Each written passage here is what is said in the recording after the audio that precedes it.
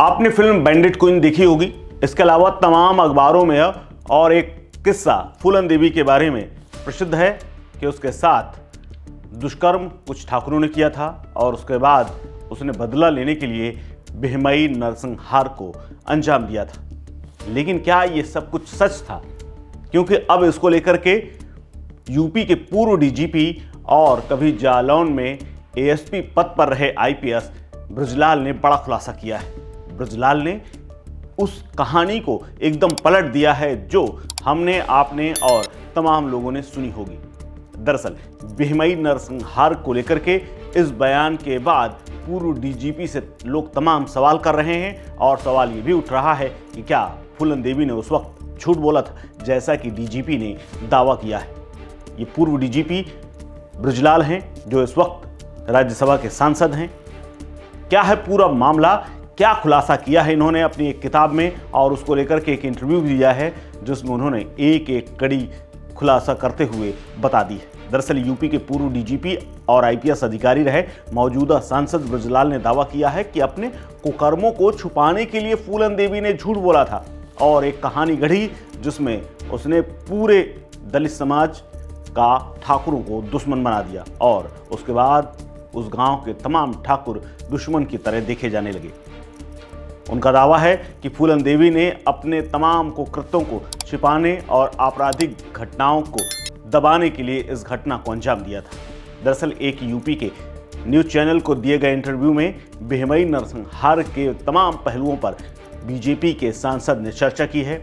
दरअसल ब्रजलाल इन दिनों अपनी पुस्तक को लेकर काफ़ी सुर्खियों में बने हुए हैं। उस पुस्तक का नाम है पुलिस की बारात। इसमें उन्होंने बाकायदा मशहूर डकैत फूलन देवी, इसके अलावा चंबल और आसपास के तमाम डकैतों के बारे में एक विस्तार से लिखा है और दावा किया है कि फूलन देवी ने जो कुछ कहा वो झूठ था। दरअसल ब्रजलाल ने किताब को लेकर उठ रहे सवालों पर अपनी सफाई भी दी है और कहा है कि बेहमई में फूलन के साथ कुछ नहीं हुआ था, जो कुछ भी हुआ उसके साथ जंगलों में और डकैतों के गैंग ने किया था।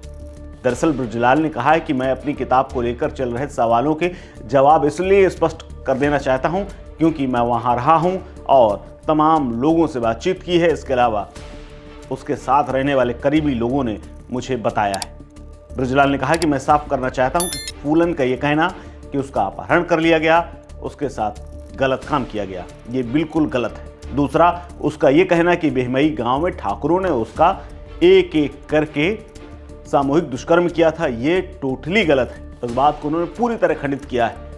उन्होंने ये भी स्पष्ट कहा है कि दुष्कर्म की बात गलत है। दुष्कर्म अगर हुआ है तो वो बिहड़ में हुआ है, उसके गैंग ने किया है जिसमें लाला राम, सर राम जैसे तमाम डकैत शामिल थे और उन्होंने ही सामूहिक दुष्कर्म की घटना को अंजाम दिया था। दरअसल इसका कारण भी समझाते हुए ब्रजलाल स्पष्ट करते हैं कि वो महीना फरवरी का था जब यह घटना हुई थी और फरवरी के महीने में कभी भी कोई गांव गैंग जाकर नहीं रुकता है।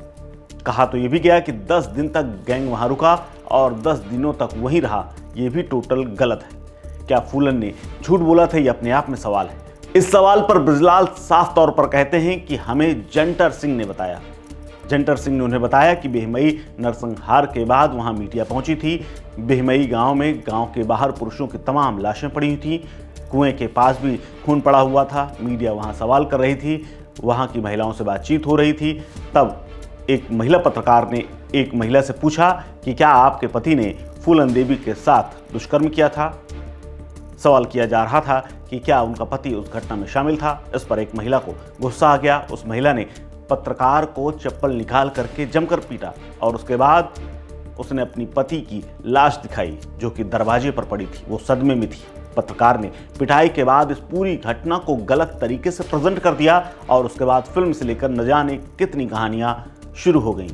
ब्रजलाल ने आगे कहा कि इसके बाद जो फिल्म आई बैंडिट क्वीन, उसने तो पूरा मसाला ही बदल दिया। फिल्म को चलाने के लिए मिर्च मसाला लगाना जरूरी था, इसलिए नई घटना तैयार की गई और जो सुनी सुनाई कहानी मीडिया में छपी थी उसी को ला करके परोस दिया गया, जिसके बाद तमाम खबरें और फूलन देवी को एक नई मशहूरियत मिली।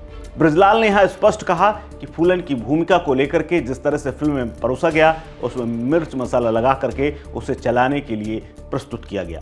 तो अब बेहमई कांड क्या था, जिसको लेकर के ब्रजलाल ने इतना बड़ा सनसनीखेज खुलासा कर दिया है।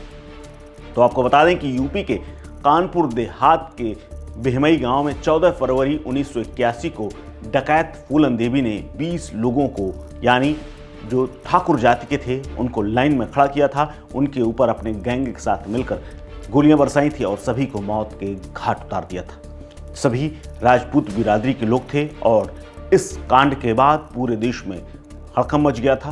पूरा चंबल चर्चाओं में आ गया था और डकैतों के जितने गैंग थे उनको लेकर के खूब खबरें बननी शुरू हो गई थी।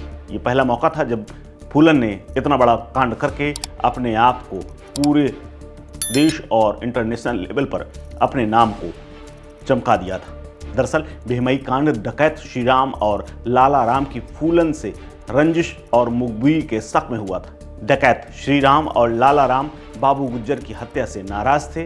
वो फूलन देवी को ही हत्या के लिए जिम्मेदार मानते थे। कहा यह जाता है कि फूलन ने उनकी मुखबिरी कराई थी किसी से, इसीलिए वो बदला लेना चाहते थे। ऐसे में उन लोगों ने साजिश रची थी। फूलन को इन लोगों ने अगवा किया। उसके बाद ब्रजलाल का दावा है कि फूलन को इन लोगों ने अगवा किया, उसके बाद उसके साथ बेरहमी की और इसी आतंक ने फूलन को 10वीं सुंदरी बना दिया।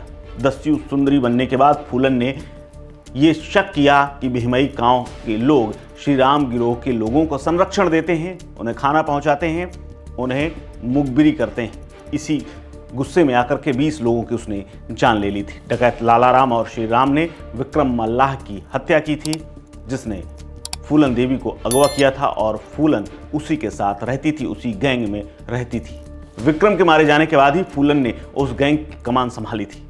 इसके बाद उसे अपमानित किया गया था और फूलन की उम्र उस वक्त महज 18 साल की थी। यहाँ से भागकर फूलन डाकुओं के पास मदद के लिए गई थी। इसी के बाद उसने अपना गिरोह बना लिया था।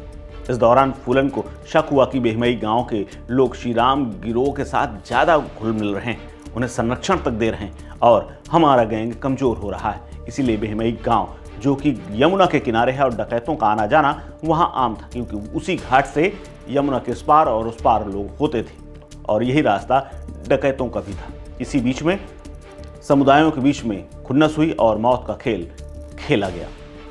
अब आपको बताते हैं कि ब्रजलाल हैं कौन और ब्रजलाल ने इतना बड़ा दावा कैसे कर दिया। दरअसल ब्रजलाल 1977 बैच के IPS अधिकारी हैं, यूपी कैडर के हैं और मायावती सरकार में उनसे ज़्यादा चर्चा किसी ने नहीं पाई, क्योंकि डकैतों के ऊपर उनका जो दबंग अंदाज था, इसीलिए DGP बनते हुए बाकायदा मायावती के वो करीबी तक रहे। 30 सितंबर 2011 से 8 जनवरी 2012 तक वो इस पद पर रहे, जब तक सरकार बदल नहीं गई। मायावती सरकार के दौरान उनकी खूब चलती थी। उन्हें दबंग पुलिस अधिकारियों में गिना जाता था। उन्होंने ही घनश्याम केवट चित्रकूट में उस एनकाउंटर को अपनी लीड करते हुए मार गिराया था। वे बसपा प्रमुख मायावती के काफ़ी करीबी माने जाते थे। इसके अलावा चंबल के कई ऑपरेशंस में वो शामिल रहे और उनकी अच्छी खासी पकड़ थी। मुखबिरी के मामले में उनका कोई शानी नहीं है। हालांकि 2015 में पुलिस सेवा से रिटायर होने के बाद उन्होंने बीजेपी की सदस्यता ले ली और साल 2018 में उन्हें यूपी के SC/ST आयोग का अध्यक्ष तक बना दिया गया। अभी वो बीजेपी के पार्टी की तरफ से राज्यसभा सांसद हैं और उन्हें अपने कई कामों के लिए कई बड़े बड़े पुरस्कारों से सम्मानित किया जा चुका है। और इस बार उन्होंने इस पुस्तक को लिखकर, जिसका नाम है पुलिस के बारात, एक बार फिर से चर्चाओं में आ गए हैं। इस खबर में फिलहाल इतना ही। अपडेट्स के लिए बने रहिए वन इंडिया हिंदी के साथ। नमस्कार।